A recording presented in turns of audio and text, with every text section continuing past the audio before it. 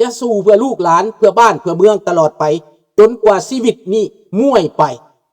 ดับสาคันไปแต่ปากยังจะปากต่อไปฝากไว้อยู่ใน YouTube ฝากไว้ใน Facebook ฝากไว้ในมีเดียนี้ให้เว้าต่อไปสู่ลูกสู่หลานให้เป็นตำราให้เป็นบทเรียนไปตลอดความจริงอันนี้มันจะปิดบังบ่ได้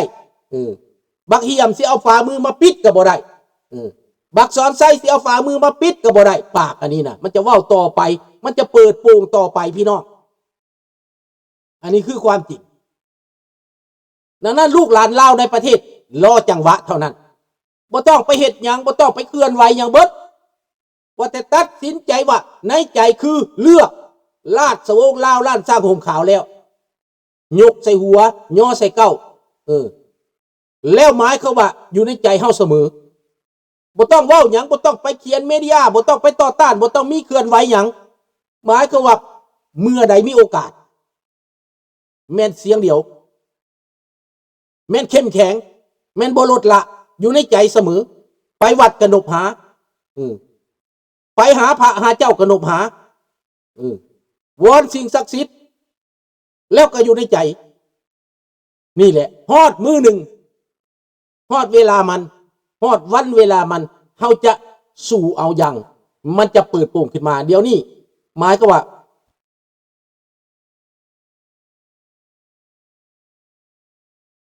ก็ติดต่อกันตัวทันดีเนี่ยฮอดเวลาแล้วติดต่อกันเนาะทันดีเนาะติดต่อมาทาง Facebook ก็ได้ทันดีประสานกันคนเฮาน่ะสิพากันมิดไว้สิพากันอันเสยสิพากันอมขี้เขียวมันก็บ่เกิดประโยชน์อย่างเด้อบ่เกิดประโยชน์อย่างมันบ่เกิดประโยชน์อย่างสามัคคีเท่านั้นมันจะเกิดประโยชน์ถ้าดีเอ้ยอย่าฆ่าให้เฮาตายไปแล้วมันเฮ็ดหยังบ่ได้เด้ตอนยังมีชีวิตให้เว้าความจริงให้ลูกให้หลานฟังแหละข้าพเจ้าจะเปิดเผยเบิดความจริงนี่น่ะเห็นบ่แต่เฮาพากันเฮ็ดวัดเฮ็ดว่ามันยังเกิดขึ้นมาได้จากบ่มีหยังจากมือสองฝ่ามือนี่น่ะจากเงินบ่มีจักดอนนี่นะเขายังเฮ็ดได้นะเห็นบ่ล่ะย้อนหยังย้อนความสามัคคีคันบ่มีความสามัคคีสิได้บ่เห็นบ่ล่ะอันนั้นให้ร่วมมือกัน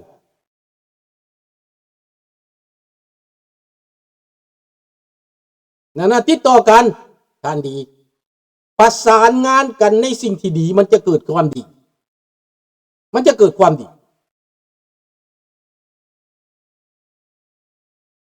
Facebook ข้าพเจ้าก็มีเดี๋ยวนี้ตัวสมหวังมันปิดไปแล้วศูนย์ธรามันตรีวงศ์ตัวเป็นพระภาษาอังกฤษก็ยังอยู่ตัวเป็นภาษาลาวก็ยังอยู่เด้อ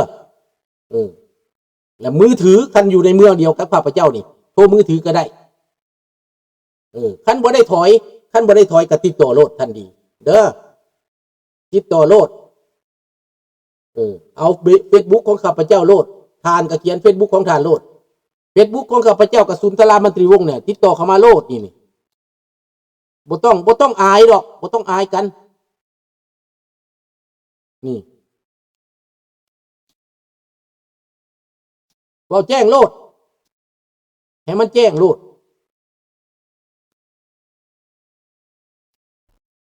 เด้อ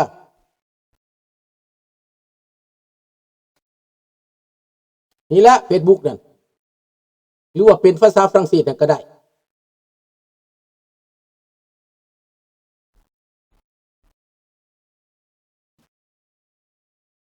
นะเอาล่ะพี่น้องอันนี้เป็นสื่อสาร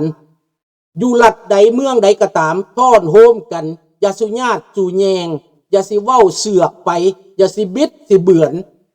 ซอกหาความจริงและซอกหาบนจุดมันลงกันได้ให้ซอกสองทางแบบนั้นผ่านมานี่เอาแต่ความขัดแย้ง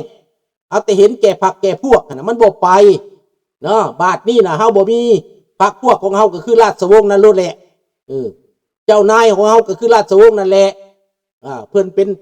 มีตระกูลคุณศาสตร์แล้วเพิ่นไปใส่คนก็นับหน้าถือตานี้เฮาต้องยกย่อปอปั้นขึ้นมาเฮาต้องสร้างขึ้นมาเฮาต้องสนับสนุนนะสบายดีสางเจ้า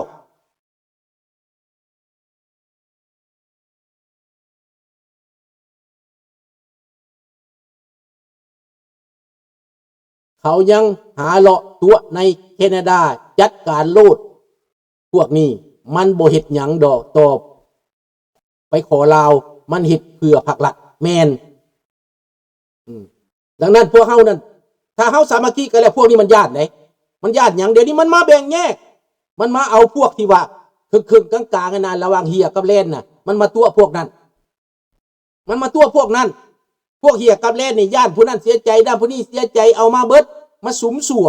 พี่น้องคิดว่าสุมสั่วมันได้บ่มีทางการสุมสั่วมันมีตั้งแต่แตกแยกสมมุติว่าข้าวดีๆนี่ข้าวหอมมะลินี่นะเจ้าเอาขี้หินป่นมันดีบ่เจ้ากินได้บ่ขี้หินป่น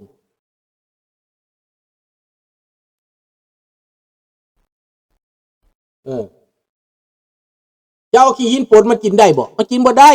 เดี๋ยวข้าพเจ้าจะจดเอาเด้อท่านดวงเด้อ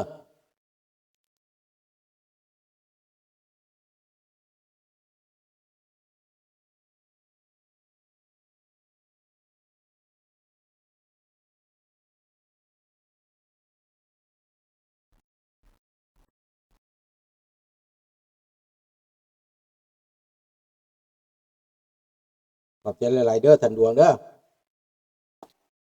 มากินบ่ได้ดอกข้าวนี่ข้าวดีๆก็ตามข้าวสิคุณภาพที่1ก็ยากถ้าเจ้าเอาปนหินแห่แล้วมันกินบ่ได้ก็แบบเดียวคือกันกับว่าเจ้านี่รวมกันเบิดคนลาวในแคนาดานี่ในมอนทรีออลนี่นะแล้วจะเอาพวกฉลองวันที่2ธันวาไปนั่งอยู่หั่นนะหมายก็ว่ามันจองขาเจ้าลงทันทีมันเฮ็ดให้เจ้าตกต่ำทันทีเฮ็ดให้คนนั้นบ่พอใจเฮ็ดให้คนบ่หวนมันเจ้าโลดเจ้าฮู้มันดีเลยเด้เจ้ายังเป็นห่วงเป็นใยหยังเจ้ายังได้หยังนำมันเจ้าจะได้ประโยชน์ข้าพเจ้าเห็นเพิ่นจัดกันเพิ่นจัดประชุมกันนะเพิ่นเฮ็ดอันครบรอบ50 ปีข้าพเจ้าก็ไปรวมข้างไดมิตรสาวแล้วนี่ข้าพเจ้าบ่ได้ไปห่วมเพิ่นเชิญก็บ่ได้ไปเพราะว่าปรากฏว่ามันแปลกๆมันบ่แจ้งบ่ขาวมันมีแต่หน้าเก่าหน้าเดิมที่คุมสังคมมานี่นะมันคนพวกนี้มาคุมสังคมแล้วคนส่วนใหญ่เขาบ่เอาน้ำเห็นบ่ล่ะ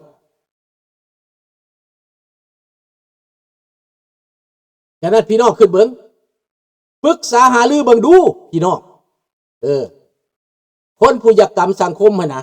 ให้ขึ้นเบิ่งเด้อเจ้าสิมาตัวมาหลอกคนเพื่อผลประโยชน์เจ้าหั่นบ่เกิดดอกเจ้าเฮ็ดได้ไปก็บ่มี success พี่น้องถ้าเจ้าบ่เอาความจริงนะมีแต่ความจริงเท่านั้นเจ้าสิเหยื่อเพี้ย2แคมนี่นะเผื่อเล่าแดงแน่เผื่อเล่านอกแน่นี่มันมีทางเจ้าเฮ็ดไปโลดมื้อหนึ่งเจ้าสิเสียใจน้ำหลังแหละจะเสียใจน้ำหลังเด้อการกระทำของเจ้านะถ้าเจ้าสิเฮ็ดว่าเพื่อคอมมิวนิสต์เฮ็ดเพื่อคอมมิวนิสต์โลดถ้าเจ้าสิเพื่อโลกเสรีโลดได้เท่านั้นชัดเจนกับโลดเจ้าสิเป็นหยังก็เป็นโลดเจ้าเป็นเหี้ยกับแลนนี่บ่มีทางแม่นแหละเขามาแบ่งพรรคแบ่งพวกมาเฮ็ดให้เฮาแตกแยกกันซื่อๆในต่างประเทศนี่นะ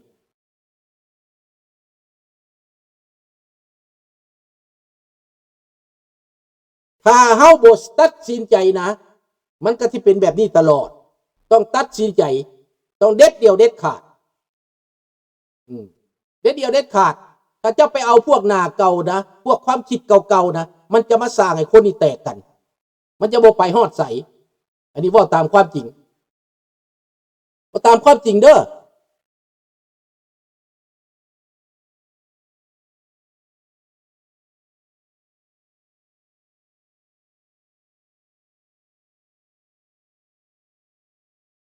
พวกหน้าไว้หลังดอกนี่ยากไหน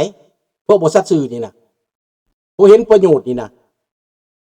คนบ่ซัดซื่อมันบ่ยากไหนถ้าเจ้าบ่ซัดซื่อนะจะต้องฟรั่งจะต้องแจ้งไหนจะต้องเคลียร์ไหนพี่น้องเรื่องบาดนี้มาถึงเรื่องญี่ปุ่นกับออสเตรเลียพี่น้องได้ลงทุนได้เซ็นสัญญาพิเศษกันสร้างสายสัมพันธ์แบบพิเศษญี่ปุ่นเซ็นสัญญาพิเศษเฮหายากกับออสเตรเลีย1,000 ล้านพี่น้อง แปลว่า$1,000,000,000ลงทุน$1,000,000,000เฮหายากนี่จะอยู่ในโลกเสรีจะบ่ได้เพิ่งพาจีนอีก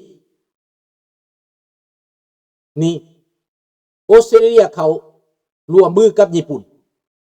ลงทุนการทหารการเมืองเศรษฐกิจเขาไปนำกันอเมริกานี่พี่น้องนั่นเรื่องเฮหายากนี้อเมริกาจะบ่ได้ง้อผู้ใดละมาก็ว่าจะร่วมมือกับญี่ปุ่นออสเตรเลียและประเทศอื่นๆที่เป็นโลกเสรีนี่ดังนั้นในปัจจุบันนี้ในปัจจุบันนี้หมายความว่าโลกกำลังหันเปลี่ยนอย่างว่องไวโลกกำลังหันเปลี่ยนอย่างว่องไวไต้หวันเดินสายไปแอฟริกาไปหลายๆประเทศอเมริกาใต้ประกาศเป็นเอกราช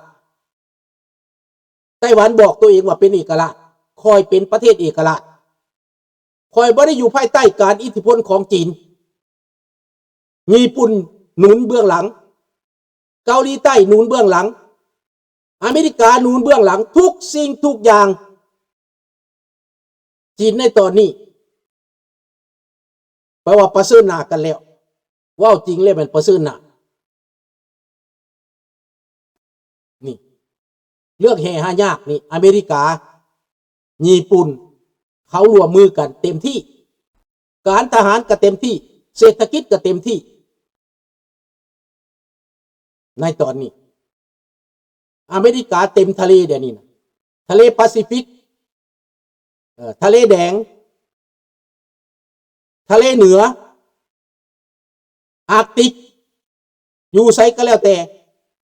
ในทุดท้ายพี่น้องอเมริกาจะหยุดคิวบาในอีกบ่นานอิหร่านนั่นหมายความว่าเห็ดมันหักเสาหักลงมาครึ่งหนึ่งแล้วก็จะจัดการไปทีละน้อยทีละน้อยเขาห้องว่าตัดต้นไม้ตัดหากมันแล้วให้มันตายยืนพี่น้องอเมริกาใส่ระบบนี้ใส่ระบบให้มันตายยืนถึงจะยั่งก็บอกแข็งแหงถึงจะยั่งก็ไปบ่รอดอันนี้แม่นอิหร่าน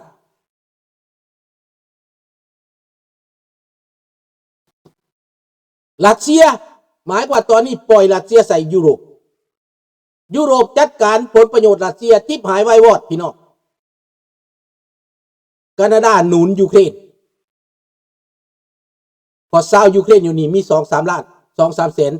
เป็นหลายแสนหลายล้านไปซะไปคนยูเครนอยู่นี่ดังนั้นแคนาดาหนุนยูเครนยุโรปหนุนยูเครนอเมริกาปล่อยยุโรปใส่หนุนยูเครนอเมริกาคู่ประเทศเยอรมันจะถอนทหาร 5,000 คนประเทศอิตาลีขอสบายดีน้องรัตวรพักกูดจะเกิดอะไรได้น้องเอ้ยพักกูดนี่อาทิตย์วันเสาร์อาทิตย์นี่มีแล้วคันน้องจะไปก็ไปได้แล้วเด้อพักกูดบางทีก็วันศุกร์นี่อาจจะไปก็ได้ถ้ามื้อใดมันแดดอาจจะไปกวดเบิ่งก่อนถ้ามันมีจะข่าวให้ฟังเด้อพักกูดน้อยใหญ่ได้ปีนี้นะมันอากาศดีเด้แล้วมันเกิดไวกว่าทุกปีดังนั้นพี่น้องในเมื่อว่าโลกนี่กำลังหันอย่างว่องไวสบายดีปุระสบายดีอย่าไปโกรธเด้อ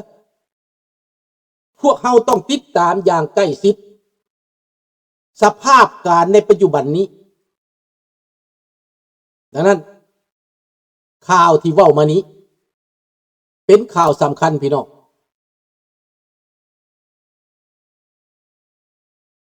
เป็นข่าวสำคัญ